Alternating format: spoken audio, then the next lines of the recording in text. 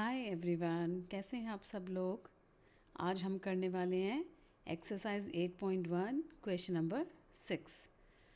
इस क्वेश्चन तक आने तक आप लोग अच्छे से सीख चुके होंगे कि सारे 6 ट्रिग्नोमेट्रिक रेशोज़ कौन कौन से होते हैं, उनके फार्मूलाज क्या होते हैं, उनका आपस में एक दूसरे से क्या रिलेशनशिप है। ठीक है, तो अब हम इस क्वेश्चन में देखते हैं कि क्या बोला गया है।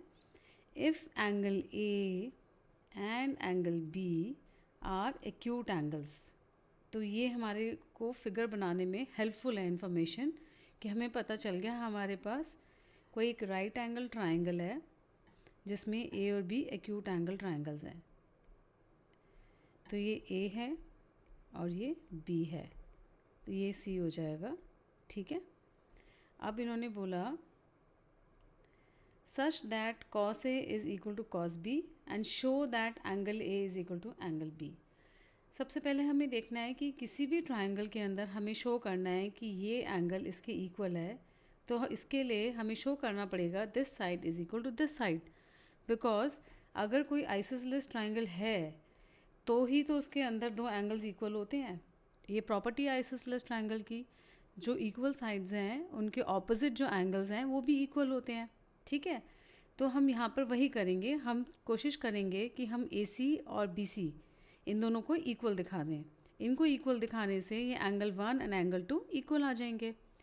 तो स्टार्ट करते हैं।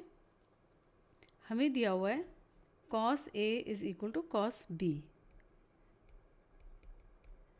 अब यहाँ पे सबसे इम्पॉर्टेंट बात यह है कि जब आप cos A लोगे तो आपका परपेंडिकुलर हो जाएगा ये। ठीक है, ये परपेंडिकुलर होगा। जब आप cos B ले रहे हो तो आपका परपेंडिकुलर होगा ये। दोनों केस में फॉर्मूला तो यही रहने वाला है, परपेंडिकुलर अपॉन बेस, बट हर बारी परपेंडिकुलर और बेस बदल जाएंगे। तो हम सेपरेट सेपरेट पहले निकाल लेते हैं वैल्यूज़, उसके बाद इनको सॉल्व करेंगे। ठीक है, तो जब हम cos A ले रहे हैं, अब हम पहले cos A पे करते हैं। cos A लेंगे तो परपेंडिकुलर है BC, तो हम लिखेंगे cos A की वैल्यू क्या हो जाएगी, perpendicular BC upon AC। Okay, तो हम लिख लेते हैं this implies BC upon AC। ऐसे ही जब हम cos B ले रहे हैं तो परपेंडिकुलर हो गया AC और बेस हो गया BC, तो हम लिखेंगे AC अपॉन BC। तो इससे हमारे पास क्या आया result, BC square is equal to AC square, that means BC is equal to AC। ठीक है, तो हमारे पास ये दोनों साइड्स इक्वल आ गई, तो हम लिख सकते हैं this implies two sides are equal,